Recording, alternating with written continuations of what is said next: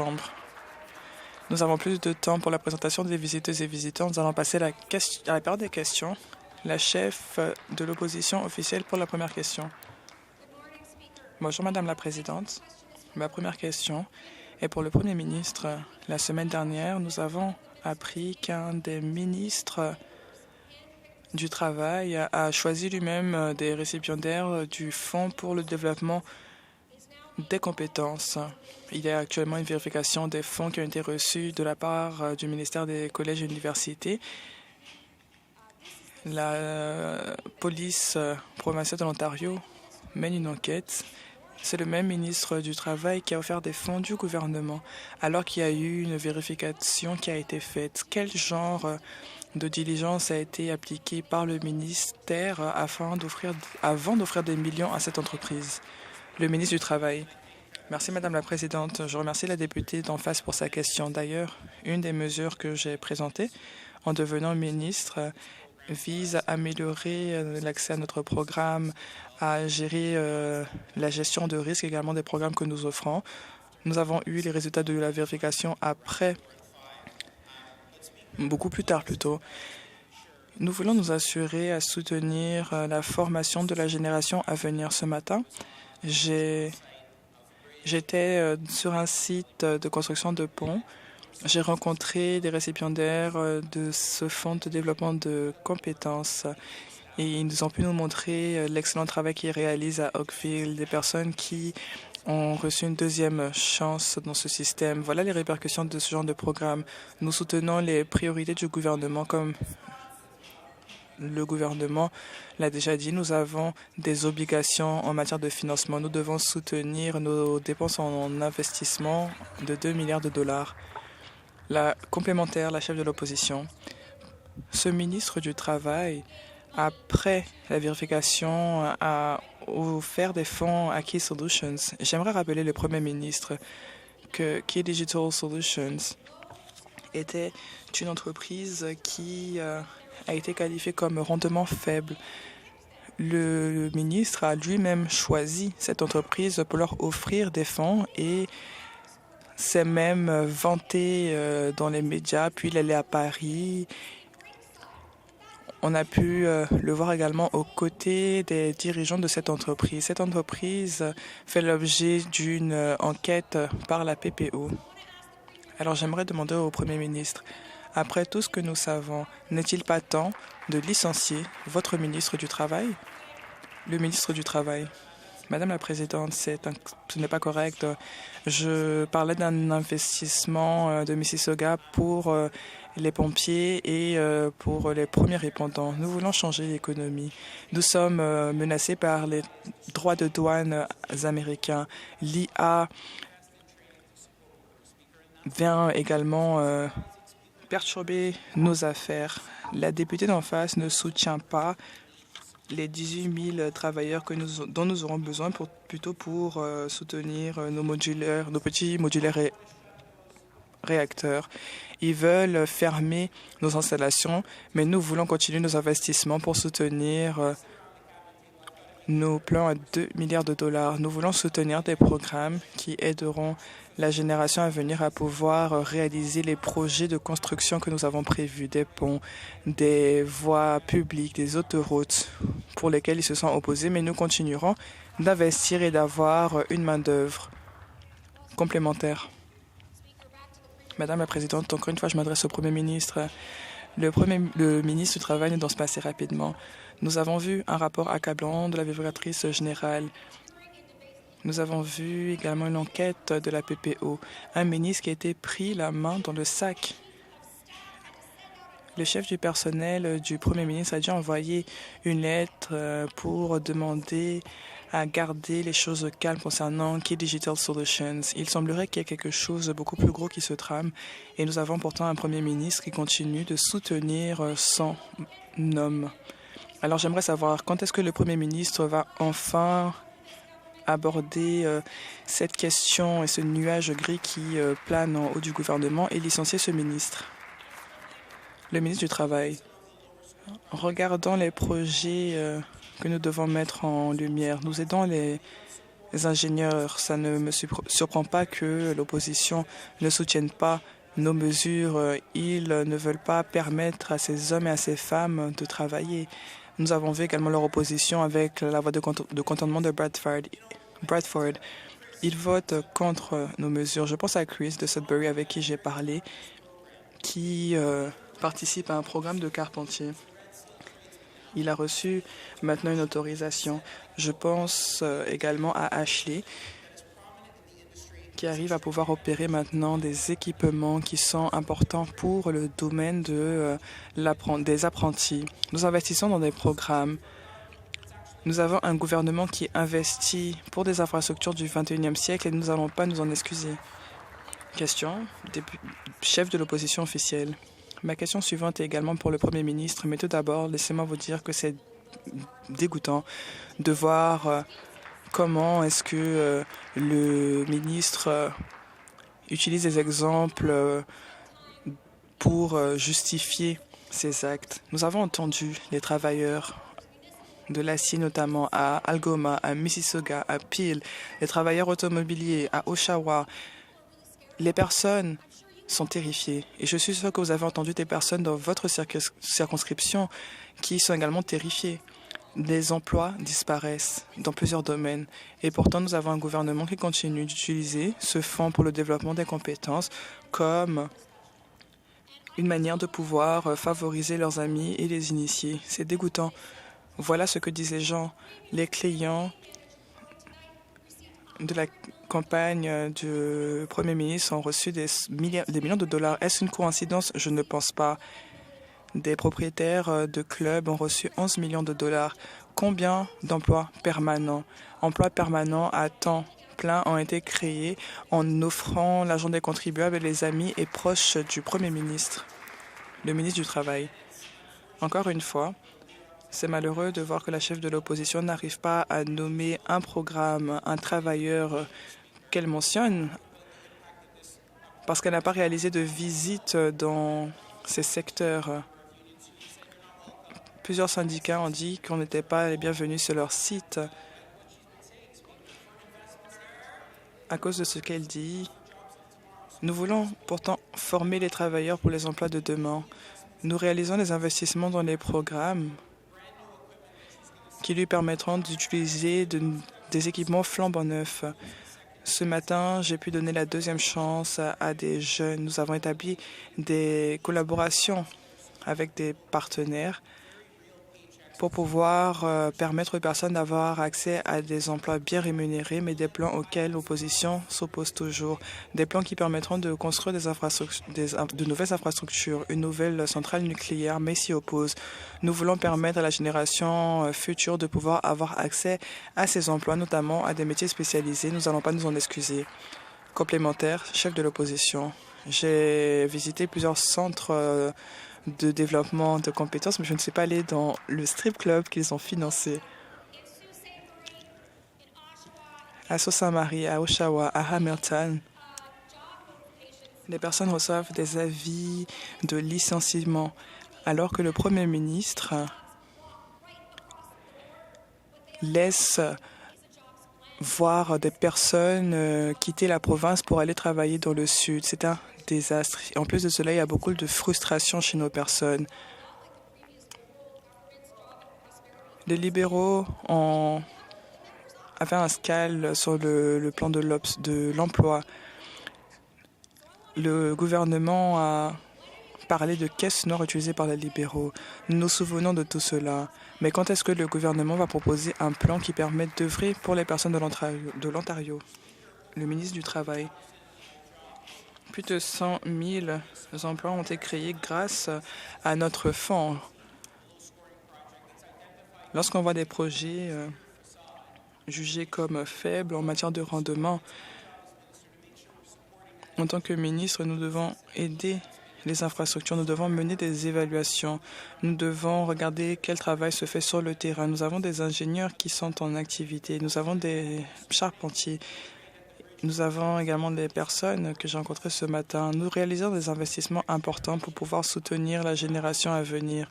Nous sommes dans une économie qui évolue rapidement et nous devons nous assurer d'avoir les investissements pour tenir le coup. Ce n'est pas une surprise de voir que les néo-démocrates sont opposés à nos projets. Ce sont des projets que leur parti a abandonnés, des travailleurs que leur parti a abandonnés. Pourquoi? Ce sont des projets qui permettent de mettre ces personnes au travail. Nous avons des infrastructures essentielles. Nous avons également le projet de la centrale nucléaire. Complémentaire final. Madame la Présidente, ce n'est pas ce que j'entends des travailleurs et travailleuses. Ils me disent qu'ils ont l'impression d'être abandonnés par ce gouvernement. On parle de projets importants.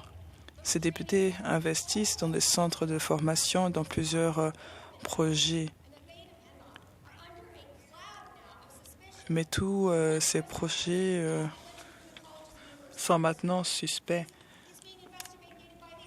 Il y a une enquête actuelle de la PPO. Nous avons également la GRC qui continue une enquête une enquête criminelle concernant l'histoire de la ceinture de verdure.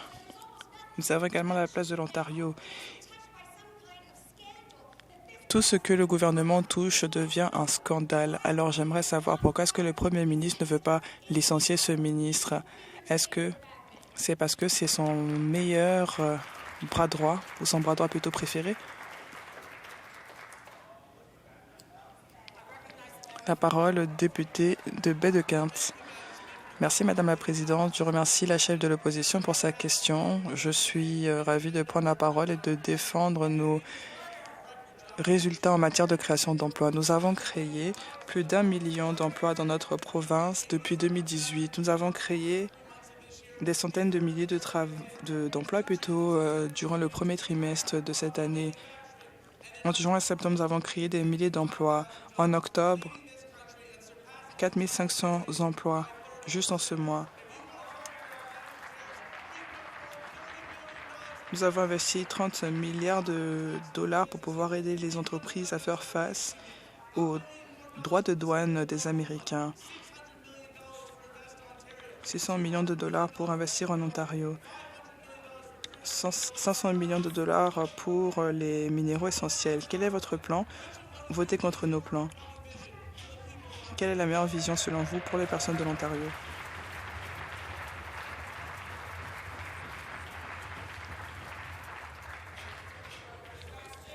Question. Député du chef du troisième parti. Ma question s'adresse au Premier ministre.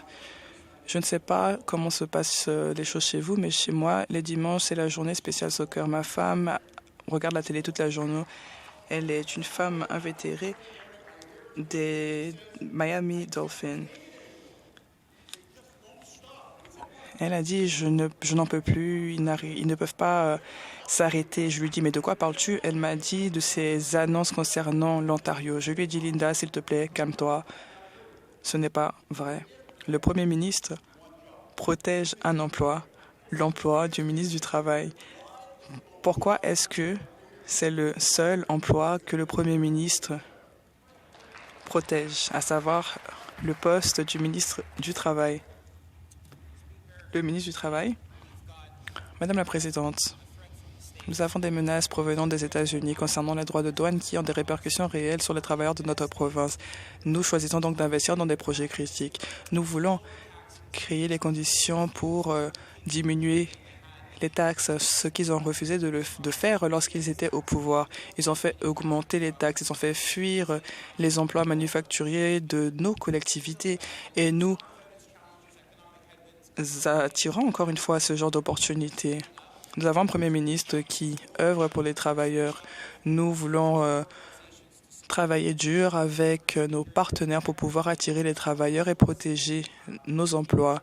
Nous voulons fabriquer nos articles en Ontario plutôt que d'acheter par exemple des équipements médicaux de la Chine. Nous avons un gouvernement qui investit dans les métiers spécialisés, dans notre commerce, qui investit dans nos travailleurs et s'assure d'avoir un plan en matière de minéraux critiques. Interruption de la présidente. Complémentaire, le chef du troisième parti. Je pense que ma femme était contre ces annonces, mais on pourrait avoir une discussion à ce sujet plus tard. L'Ontario a besoin d'être protégé de ce ministre du Travail qui offre des millions de dollars à ses amis lobbyistes. Soyons clairs. Le ministre est en conflit sous un dossier qui fait l'objet d'une vérification et d'une vérification jury-comptable. Le ministre a intervenu de manière choquante.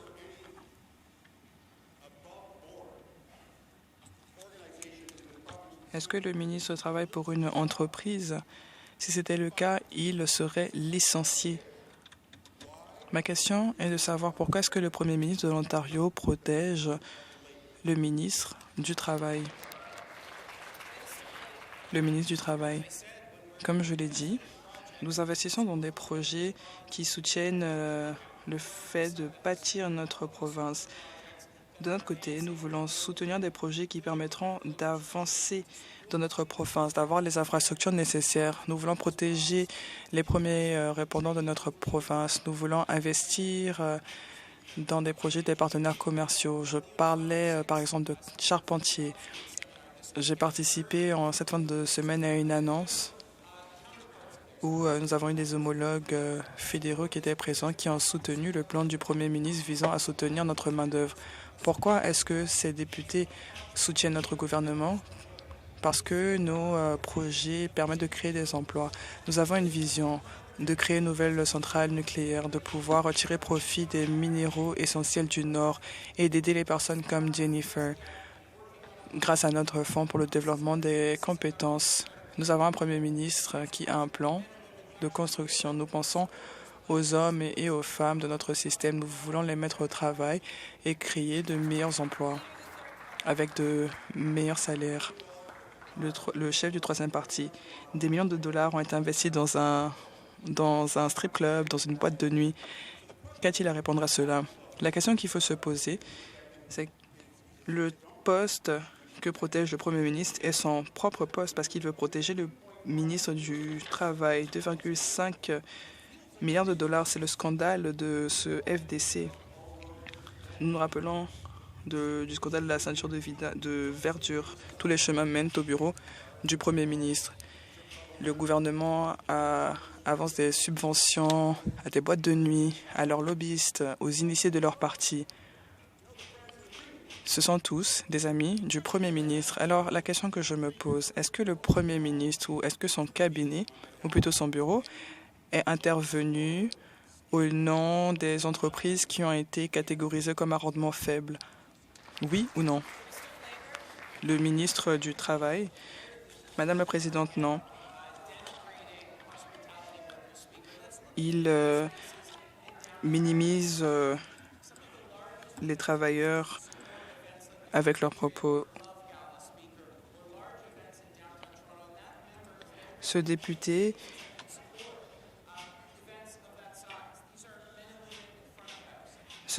ne regarde pas les hommes et personnes en face de lui. Nous voulons aider les travailleurs du secteur de l'hébergement, soutenir les femmes et les hommes qui travaillent dans ce secteur qui a été ravagé lors de la pandémie. Nous n'allons pas nous excuser. Nous avons une destination de renommée mondiale en Ontario. Nous soutenons nos travailleurs, nos travailleuses dans le secteur de l'hébergement qui représente le moteur de notre secteur de tourisme et nous n'allons pas nous en excuser. Le chef du troisième parti. Ma question est pour le président du Conseil du Trésor. Nous savons qu'il y a une enquête concernant la vérification des fonds alloués par le ministère des collèges et universités. Il y a une vérification jury comptable actuellement. Pendant cette même période, interruption des propos par la présidente. Qui passe en priorité? Pourquoi proposer des subventions à des personnes qui font l'objet d'une vérification jury comptable? On nous dit ici qu'on n'a pas confiance en vos mesures. Ma question aux mesures, c'est comment est-ce que cela a pu arriver, bon sang? La parole au ministre des collèges et universités. Merci, Madame la Présidente. En 2023, il y a eu une vérification qui a suscité des craintes. Cela a lieu régulièrement. Les résultats de cette vérification ont demandé à ce que cette affaire soit déléguée à la PPO. Cette affaire a été déléguée à la PPO. Cette affaire est actuellement en cours d'enquête. Je respecte le processus, alors je ne pourrai commenter ces propos. La parole au chef du troisième parti. Il n'a pas répondu à la question. Ma question était de savoir comment, internement, vous avez permis à cela d'arriver. On parle ici d'argent des personnes. Comment est-ce que vous avez pu permettre cela? Si j'étais président du Conseil du Trésor, je ne défendrais pas ce ministre moi-même. Il a donné des fonds à Scoudi, une entreprise, même le bébé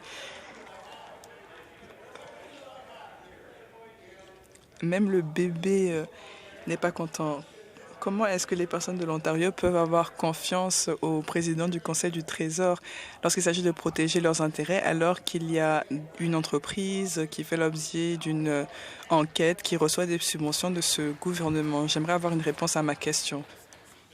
Ministre des collèges et des universités. En 24 heures, nous avons reçu les résultats de cette enquête qui a été déléguée ensuite à la PPO. Alors, je ne pourrais commenter cette affaire. Par contre, ce que j'aimerais recommander, ce sont les investissements records dans le secteur postsecondaire. Au cours des 18 mois, nous avons investi près de 2,5 milliards de dollars dans le secteur postsecondaire, 1,3 milliard de dollars pour pouvoir stabiliser notre secteur qui a été perturbé par le gouvernement fédéral.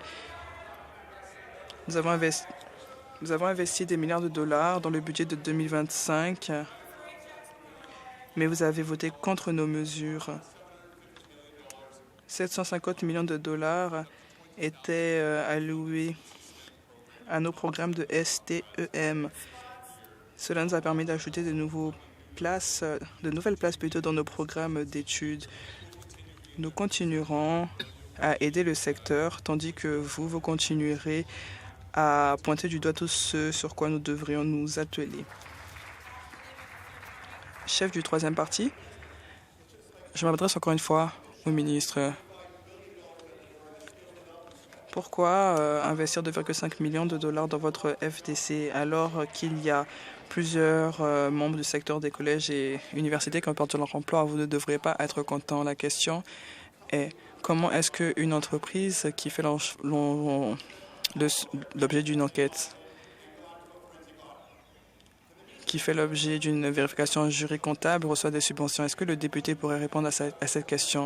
Est-ce que cela est une alerte concernant Key Digital Solutions? Est-ce que vous allez faire votre possible pour récupérer ces fonds? Vous avez offert beaucoup d'argent, près de 4 millions de dollars. C'est beaucoup d'argent. Alors, Monsieur le ministre, qu'en dites-vous? Monsieur le ministre des collèges et universités, j'aimerais rappeler au ministre d'en face que ces fonds d'activité sont les plus élevés de toute l'histoire de l'Ontario. 5,8 milliards de dollars pour cette année uniquement, soit une augmentation de 12% depuis 2023-2024 et une augmentation de 8% depuis l'année dernière. Nous savons que les personnes de l'Ontario ont élu notre gouvernement parce qu'ils ont placé leur confiance en nous concernant notre secteur post-secondaire. Nous prenons des décisions qui ont du sens sur cette question. Nous ne pouvons pas faire confiance aux libéraux sur cette question. Lorsqu'ils étaient au pouvoir, les frais de scolarité ont augmenté de près de 30%. Nous sommes dans une période d'inflation, l'abordabilité règne. Nous savons que quand les libéraux étaient au pouvoir, les étudiants ne pouvaient même pas s'offrir d'avoir une éducation postsecondaire, mais nous continuons d'agir. Question. Madame la Présidente, en 2018, le Premier ministre a promis aux Ontariens « Je n'éliminerai à personne le contrôle des loyers. Il a promis qu'il maintiendrait le statu quo, mais ce n'est pas ce que fait le projet de loi 60. On accélère plutôt les expulsions et il a même dit qu'il veut mettre fin au baux de mois en mois afin que les propriétaires puissent s'arranger en fonction des conditions du marché. Madame la Présidente, est-ce que le Premier ministre peut nous montrer une seule étude,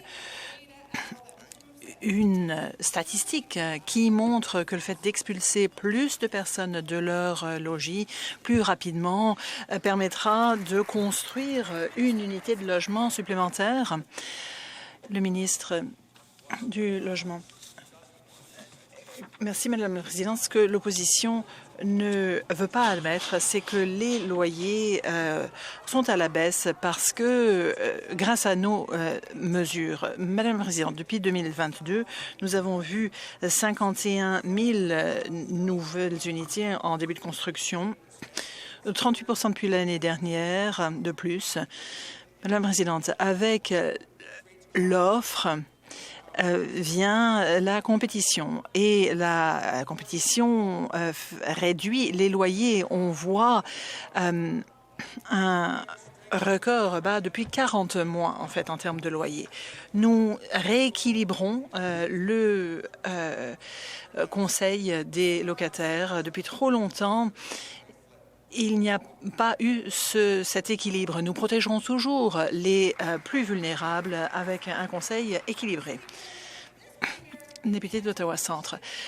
Madame la Présidente, on n'a pas répondu à ma question parce que c'est impossible. Ce projet de loi ne construit pas de maisons, il détruit la sécurité du logement. Plus de 80 000 personnes en Ontario sont sans abri. Le conseil est brisé parce que les locataires n'ont pas assez de droits. Si une femme élevant seule ses enfants peut maintenant être expulsée en 7 jours plutôt que 14 parce qu'elle a raté un loyer, si vous réduisez de moitié les délais, si les étudiants se voient expulsés afin que les propriétaires entreprises puissent augmenter les loyers, comment est-ce que cela améliore la situation dans notre province? Le ministre du Logement et des Affaires municipales. Nous devons de protéger les personnes les plus vulnérables, les personnes sans abri, les personnes qui vivent des maladies. C'est difficile. Bien sûr, les députés d'en face n'aiment pas voir la réalité en face, mais nous avons, en 2025, augmenté les lits en foyer. Il y a des progrès aujourd'hui. Nous faisons des progrès de toutes parts. Il y a des investissements qui arrivent. Nous allons collaborer de près avec la stratégie du logement abordable fédéral et avec les municipalités. Et alors que nous continuons de voir un problème de sans-abrisme ici, nous commençons à voir les résultats. Et nous aurons donc un conseil plus équilibré dans cette province. Député de Etobicoke Lakeshore. Merci. Jeudi, l'Ombudsman nous a dit qu'il y avait encore des problèmes dans le système de soins de santé. On a de plus en plus de personnes qui quittent les urgences sans avoir été vues par un médecin. Le système des soins de santé est sous-financé à hauteur de plusieurs milliards de dollars. Le gouvernement refuse de voir ces problèmes. Il s'agit de priorités et nous savons exactement ce que sont les priorités de ce gouvernement. Depuis la semaine dernière, nous avons appris que dans le cadre du Fonds pour le développement des compétences, il y a eu des millions de dollars, de gros investissements dans des entreprises qui se font maintenant enquêter par la police. Un autre récipient a reçu 37 millions de dollars de ce fonds. Au vu de ce scandale à hauteur de 2,5 milliards de dollars, est-ce que le ministre fera ce qu'il faut et démissionnera? Madame la Présidente, Je me ferai un plaisir de parler du financement du système des soins de santé. Quand ce gouvernement est venu au pouvoir en 2016, le budget de la santé de l'Ontario était d'environ 62 milliards de dollars. Aujourd'hui, il est à plus de 90 milliards de dollars, soit une augmentation de près de 50 %. Les investissements effectués par ce gouvernement dans la province de l'Ontario, un système de santé financé au public, sont historiques. Personne n'a davantage investi dans le système des soins de santé en Ontario que ce gouvernement conservateur et ce Premier ministre. Nous continuerons ces investissements car ils sont importants pour les Ontariens qui croient fort en ce système public. Et nous allons continuer d'investir parce que nous croyons également à l'importance de ce système. Député de Lakeshore, merci. J'aimerais vous rappeler que nous avons par tête les dépenses les plus faibles du pays. La semaine dernière, j'ai été à Ingersoll. J'ai entendu parler de l'impact de la fermeture de l'usine automobile. L'abordabilité est un réel souci. Mais dans la dernière ronde des subventions du Fonds pour le développement des compétences, les 2/3 des subventions ont été accordées à des soumissionnaires amis du gouvernement. Les familles de Ingersoll se sentent délaissées. La procédure de sélection des récipiendaires et ce scandale de 2,5 milliards de dollars est une injustice sans aucune transparence ni responsabilité. Comment est-ce que le Premier ministre peut affirmer que le ministre ne devrait pas perdre son emploi ou démissionner? Merci. Ministre du Travail. Nous appuyons les priorités du gouvernement qui offre des emplois et aide les Ontariens à travailler. La députée d'en face a parlé de l'automobile. Nous avons rencontré des représentants d'Unifor. Nous les avons appuyés via le FTC pour ce qui est des véhicules électriques, hybrides, l'adaptabilité. Nous voulons éduquer les travailleurs dont ils ont besoin. C'est difficile. J'ai discuté avec les travailleurs Unifor à Brampton la semaine dernière. C'est difficile pour eux, mais ils savent qu'ils ont un Premier ministre à leur côté avec des politiques d'approvisionnement qui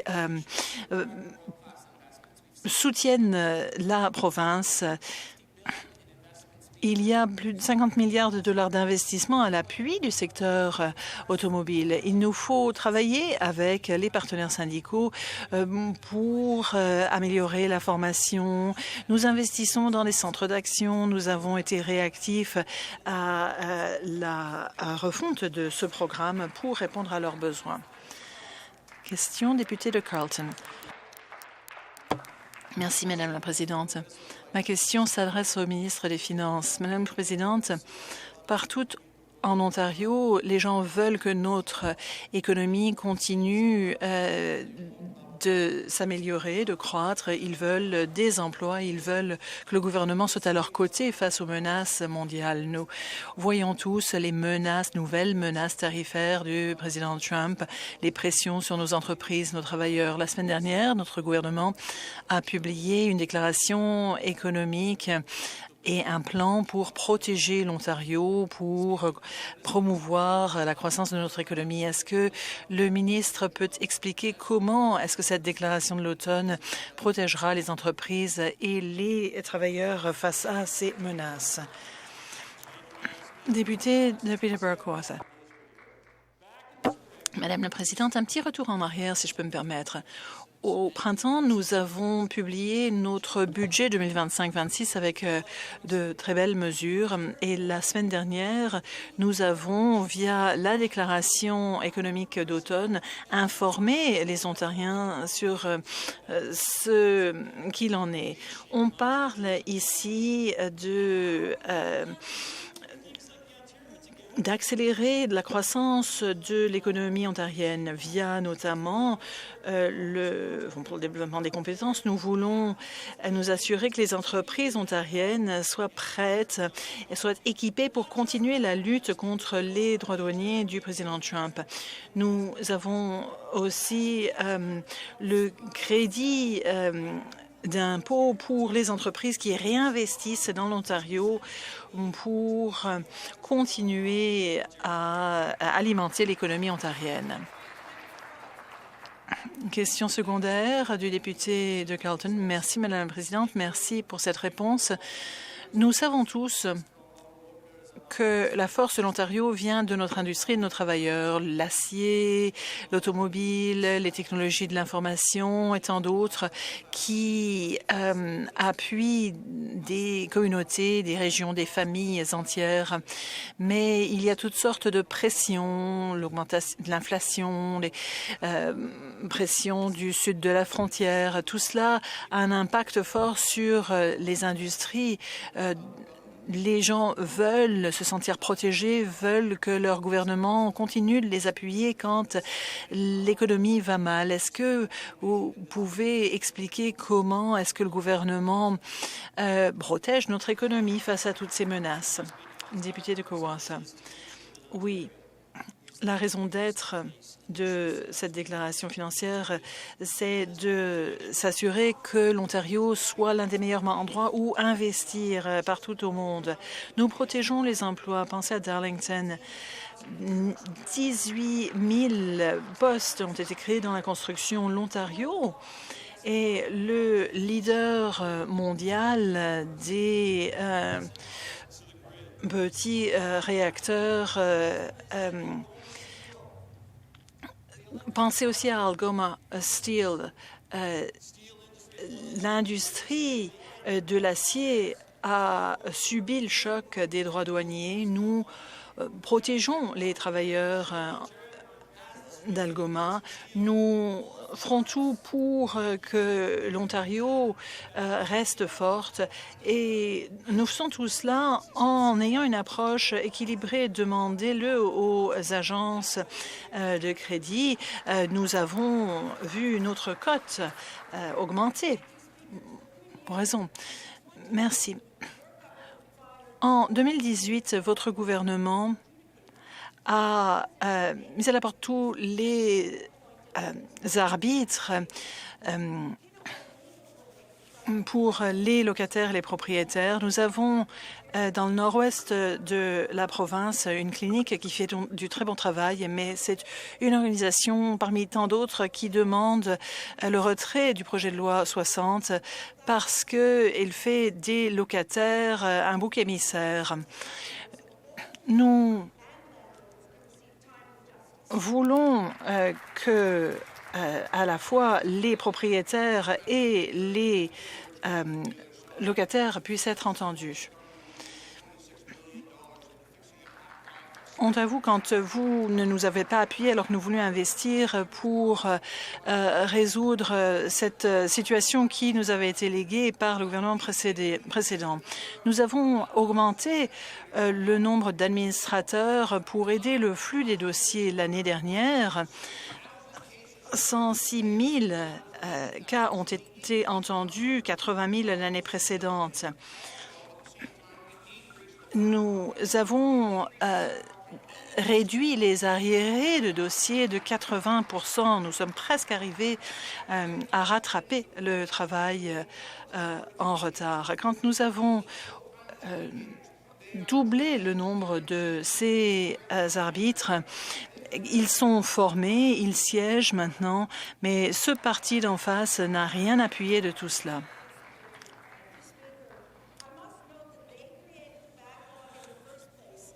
C'est ce gouvernement qui a créé cet arriéré. C'est bien de vouloir résoudre la situation, mais ce n'est pas nous qui l'avons créé. Des milliers de personnes aujourd'hui ne peuvent pas se permettre un loyer et pourtant le gouvernement cherche à mettre fin au sans-abrisme en accélérant les expulsions. Il est aujourd'hui très difficile pour les locataires à faible revenu d'obtenir une audience. Si l'objectif du gouvernement est d'améliorer l'équité, est-ce que vous allez remettre en route les audiences en personne et recruter des personnes bien formées et expertes pour garantir l'opportunité de ces audiences? Madame la Présidente, je trouve cela être un manque de professionnalisme. Nos adjudicateurs sont des professionnels bien formés, des experts qui font du travail très important, très sérieux pour les propriétaires et les locataires. Que de suggérer qu'il y a un motif ultérieur ou un manque d'impartialité dans la nomination de ces personnes, c'est leur rendre une injustice. Je suis très fière des résultats des personnes qui ont été nommées à tous ces tribunaux qui fonctionnent avec des professionnels. Je m'en porte garant. Question, député d'Ajax. Merci, Madame la Présidente. Quand je suis arrivée à Queen's Park, j'espérais que nous pourrions résoudre de gros problèmes. En fait, ce gouvernement gaspille de l'argent avec maintenant ce scandale du FTC. On voit une enquête, un renvoi à la police de l'Ontario alors qu'on a une crise du chômage des jeunes et que le gouvernement ne fait rien pour que nous puissions nous préparer à faire face à l'intelligence artificielle. On devrait parler de toutes sortes de choses, une stratégie pour gérer l'intelligence artificielle, par exemple. Mais ce gouvernement cherche à distraire le public avec des scandales. Quand est-ce que ces scandales prendront fin? La parole au ministre du Travail. Ce sont là des questions importantes, Madame la Présidente. Nous avons entendu parler de projets qui appuient la technologie financière et l'IA. On ne peut pas choisir le FDC travaille donc avec les universités et les collèges. On aide en fait les gens à être formés à la FinTech. C'est à un tiers du programme, on a déjà de très bons résultats. Nous appuyons des secteurs émergents comme l'IA, mais on le fait en mettant les bases de la compétition. Je pense que le député d'en face admettra que son parti n'a pas bien agi par le passé non plus. Merci, Madame la Présidente. Il semble que le gouvernement cherche à continuer de parler du scandale du FDC plutôt que de prendre ses responsabilités. J'ai proposé un projet de loi de député qui créerait un programme pour faire face à l'IA, pour appuyer nos talents et appuyer les établissements postsecondaires pour renforcer l'économie afin que chaque Ontarien gagne avec l'IA. L'Ontario n'a pas de plan, n'a pas de stratégie. La province doit agir. Est-ce que le gouvernement s'engage à créer un plan sur l'IA en appuyant mon projet de loi mercredi et en l'envoyant au comité afin que les députés ici puissent entendre les experts et les parties prenantes en matière d'IA? La parole au ministre. Merci, Madame la Présidente. Ministre, nous avons un plan sur l'intelligence artificielle. J'ai passé l'été à rencontrer des entreprises. Parlons de l'écosystème ici en Ontario. L'Ontario est la deuxième grappe de technologie après la Silicon Valley. L'année dernière, on a vu 1% de croissance en emploi IA, des milliards de dollars investis et plus de 17 000 emplois créés directement liés à l'IA l'année dernière. 70 nouvelles entreprises d'IA ici en Ontario, 27 entreprises qui vont déménager en Ontario, soit une augmentation de 312% depuis l'année dernière. Nous sommes un leader en termes d'adoption et de législation avant-gardiste en matière d'IA. Question, la parole au député de Hamilton Mountain. Merci, Madame la Présidente. Ma question s'adresse au ministre des Transports. À Hamilton, on sait bien combien il est important d'avoir une bonne voirie. Mes résidents ont besoin de routes sécuritaires qui renforcent l'économie. Pendant des années, sous le Parti libéral, de gros projets ont été retardés, reportés. Nous en avons payé le prix, mais ce gouvernement agit. Nous reconstruisons nos routes et nous travaillons avec les partenaires municipaux pour que cela se fasse. Les navetteurs de Hamilton ont besoin de la Gardner. Est-ce que vous pouvez nous expliquer ce qu'il en est des travaux de réfection de la Gardner? Le ministre des Transports, merci. Et merci à la députée de Hamilton Mountain pour cette question. On nous avait dit qu'il faudrait 3 ans pour réparer la Gardner, l'un des éléments de l'infrastructure les plus importants de la province. Il y a plus de 140 000 personnes qui empruntent la Gardner au quotidien. Et voilà pourquoi le Premier ministre Ford a investi 73 millions de dollars de plus afin que ce projet avance 24 heures sur 24 et nous permette d'accélérer le projet. La Gardner a rouvert avec 18 mois d'avance sur l'estimation. C'est un investissement qui fera gagner aux conducteurs 22 minutes à chaque trajet et cela permet de renforcer notre projet qui est de renforcer la province. Nous allons continuer ces travaux de construction et de réparation. Question supplémentaire? Merci. Merci au ministre pour sa réponse et pour son leadership. Les habitants d'Hamilton connaissent les embouteillages. Quand la Gardner est ralentie, mes résidents sont impactés. Mes résidents dépendent de ces trajets.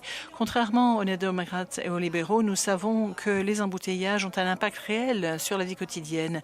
Ces délais nuisent à l'économie et nous éloignent de nos familles. On ne peut pas renforcer l'économie sans une bonne voirie. On ne peut pas accepter que les temps de trajet augmentent de plus de 200 %. Il nous faut agir plus rapidement, de façon plus intelligente. Est-ce que le ministre peut nous expliquer comment le fait de réduire de moitié le délai de rénovation de la Gardner aidera les résidents d'Ontario et l'économie de la province?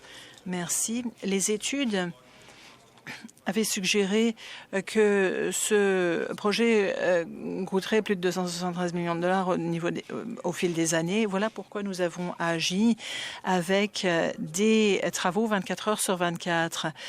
Nous avons donc épargné une productivité de 273 millions de dollars et nous avons rouvert 18 mois à l'avance. C'est 22 minutes de rattraper.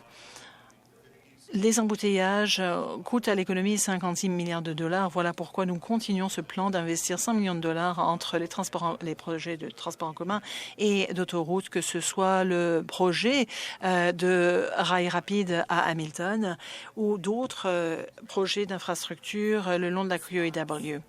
Nous nous engageons à construire dans la province. Nous continuerons d'obtenir des résultats.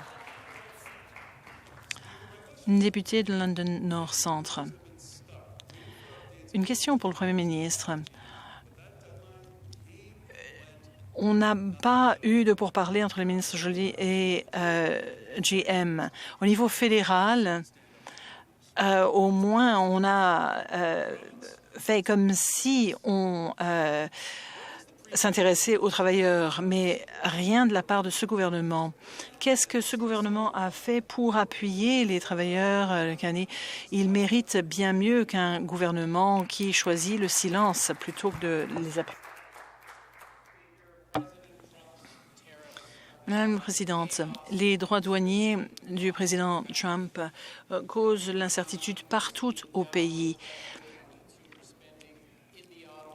Au niveau international, les consommateurs dépensent de moins en moins dans le secteur automobile. Alors, nous sommes en contact étroit avec GM et nos partenaires automobiles. Le gouvernement sait que nous devons agir. GM explore d'autres opportunités pour Ingersoll avec notre gouvernement. Nous serons là pour protéger tous les travailleurs affectés, que ce soit via les centres de réponse financés à hauteur de 22 millions de dollars ou d'autres réponses. Nous ne tournerons jamais le dos aux travailleurs de l'automobile. Député de London North Centre. Madame la Présidente, je comprends que le Premier ministre est très occupé, mais il pourrait venir à Ingersoll pour soutenir les travailleurs. Ces travailleurs qui nous disent qu'ils n'ont aucune commande, mais qu'ils ne veulent pas que GM démantèle l'usine. Les ouvriers sont prêts à tout pour protéger leurs emplois, leurs familles et l'avenir de la province. Le Premier ministre ne s'est même pas rendu à Ingersoll. Ma question est la suivante. Est-ce que le Premier ministre est prêt à faire tout ce qu'il faut pour protéger les travailleurs de Caney et l'avenir de la province? En 2018, Madame la Présidente, toutes les entreprises automobiles avaient des problèmes et se préparaient à quitter l'Ontario. Le Premier ministre Ford a dit « c'en est assez ». Que devons-nous faire pour sauver les 100 000 emplois dans l'automobile? Nous avons attiré des investissements de partout au monde. Aujourd'hui, il y a 46 milliards de dollars d'investissements dans la province. Les partis d'en face ont voté contre tous ces investissements qui visaient à sauver ces 100 000 emplois. Et ils continuent de voter contre tous les soutiens que nous mettons en place. Député d'Ottawa-Vanier. Merci, Madame la Présidente. Ma question s'adresse au ministre de la Santé. Il y a quelques semaines, j'ai demandé à ce gouvernement d'enquêter sur le problème de l'approvisionnement en drogues toxiques. Ce que l'on voit à Ottawa montre que rien ne s'est fait. Notre centre, le centre de ma circonscription, a dû réduire ses horaires. La moitié des surdoses ont lieu hors centre. Il ne s'agit pas simplement de statistiques, mais de vies en danger. Comment est-ce que le ministre peut affirmer qu'il agit alors que le gouvernement oblige des services à réduire ses horaires alors que les surdoses augmentent dans la rue? Les parents de la province nous l'ont dit haut et fort. Ils en ont assez de devoir passer entre les aiguilles hypodermiques alors qu'ils emmenaient leurs enfants à l'école. Voilà pourquoi nous avons fermé les sites situés à moins de 200 mètres des écoles et des garderies, car nous ne voulons pas que nos enfants soient exposés à ce type d'activité alors qu'ils se rendent à l'école ou à la garderie. Nous avons mis en place des centres pour aider les toxicomanes qui souhaitent se soigner. Ce sont des endroits où les gens peuvent retrouver une vie normale. Nous avons aujourd'hui près de 20 centres Heart Hub dans la province. C'est la route vers la guérison. Nous en sommes fiers. Député d'Ottawa-Vanier, je répondrai à cela que nous ne voulons pas que nos enfants meurent. Cette année, le site de consommation de Sandy a renvoyé 86 % de surdoses dans les hôpitaux sans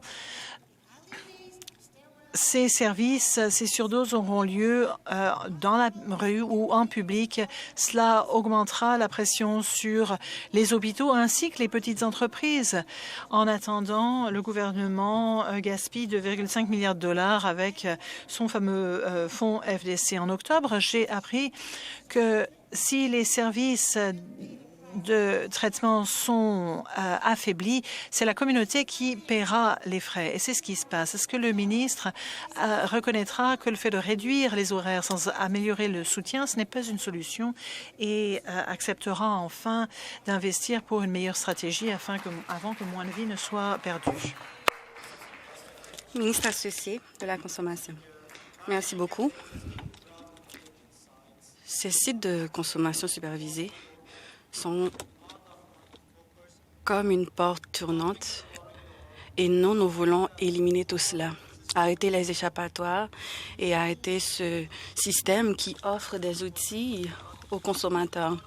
Nous voulons nous concentrer sur la voie du rétablissement. C'est pour cela que nous avons investi 4 fois de plus dans l'Ontario. 6,3 millions de dollars ont été offerts. J'aimerais vous faire part de certaines données et nous en sommes tous d'accord là-dessus. Ces sites de consommation supervisée servent seulement 1 600 personnes par année. Une fois mis en place, notre programme va desservir 65 000 personnes par année. Nous allons continuer d'investir afin de veiller à ce qu'il y ait des traitements de rééducation pour ceux qui en ont besoin. J'aimerais vous rappeler d'enlever vos téléphones sur vos pupitres. Député de Brantford-Brant, ma question s'adresse à la ministre de la réduction des formalités administratives. Les entreprises veulent que notre économie soit forte et stable. Elles veulent savoir que le gouvernement est prêt à répondre face à des menaces économiques auxquelles nous sommes confrontés. Les tarifs de M. Trump continuent d'augmenter et ça exerce des pressions sur nos chaînes d'approvisionnement, nos collectivités et nos travailleurs. Nous ne pouvons pas nous permettre d'attendre. Il faut agir maintenant pour protéger notre province. Notre gouvernement a été clair. Réduire la formalité administrative est essentiel pour réduire les coûts, accélérer le processus d'approbation et aider les entreprises à rester fortes face à ces risques émergents. Est-ce que la ministre peut nous dire comment est-ce que le fait d'éliminer ces formalités administratives aide à protéger notre économie et protéger les entreprises et les familles contre ces menaces tarifaires? Madame la ministre. Merci beaucoup. Merci au député pour son plaidoyer et d'avoir fait part de ses idées à ses commettants. Il croit réellement qu'il faut adopter des politiques de bon sens. Il sait que par le passé, les PME faisaient face à beaucoup de formalités administratives. Nous avions eu le fardeau administratif le plus élevé au Canada par rapport aux autres provinces. Grâce à notre premier ministre, nous avons donné l'espoir à la province. Nous avons aidé à sauvegarder 1,3 million de dollars et des milliers d'heures en formalités administratives. Le projet de loi visant à réduire les formalités administratives s'appuie sur notre progrès.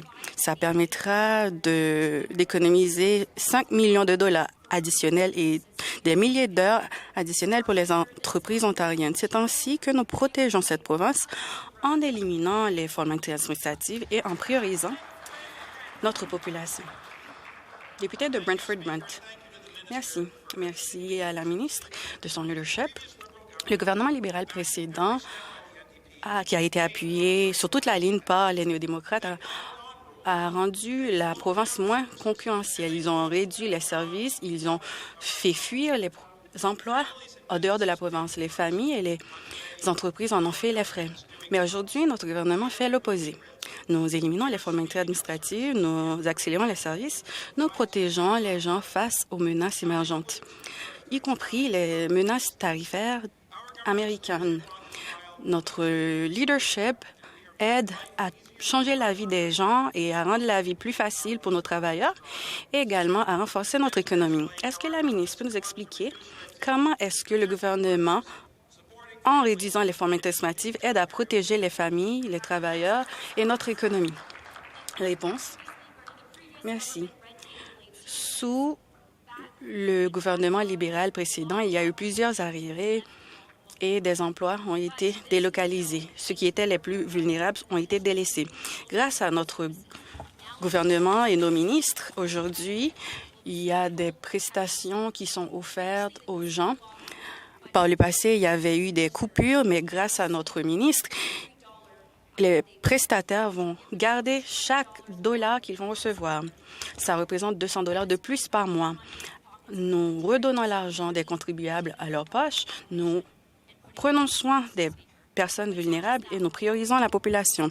Nous nous appuyons sur les travaux de la ministre de la Santé en favorisant les patients et non pas les formalités administratives. En modernisant la loi aussi. C'est un système désuet et grâce à nos travaux, les gens pourront économiser plus d'argent. Merci beaucoup. Ma question s'adresse au Premier ministre. La semaine dernière, dans le budget du gouvernement, mon personnel a trouvé qu'il y a eu des dispositions qui permettraient que le gouvernement devienne propriétaire de ce territoire de la place Ontario et d'exhibition, de la place d'exhibition. Là-bas, il y a plusieurs activités. Chaque année, il y a plusieurs activités qui ont lieu. À chaque fois que le gouvernement s'immisce dans ces projets, il y a toujours un scandale. La ceinture de verdure, la place Ontario, la place exhibition, etc. Alors, quelle entente est-ce que le gouvernement a conclu avec la place exhibition et qui va en tirer parti? Ministre du Tourisme. Merci beaucoup, Madame la Présidente. J'aurais préféré avoir plus de temps pour répondre à cette question. Il me reste qu'1 minute. Nous n'allons pas devenir propriétaires de la place exhibition. Voilà ce que nous faisons. Nous accélérons le processus pour construire la province. Ça va bénéficier de toute la population. Le fait d'élargir les espaces verts, c'est l'espace vert le plus grand du centre-ville. Ça sera un parc dans lequel les enfants pourront jouer. Il y aura des événements annuels. Et c'est à cause de ce député de l'opposition que rien n'avait eu lieu par le passé. Donc, que vous venez ailleurs de l'Ontario, de Windsor, d'Ottawa ou du monde entier, il y aura plus de 6 millions de visites. Nous allons restituer cette place pour devenir une destination de choix. Merci.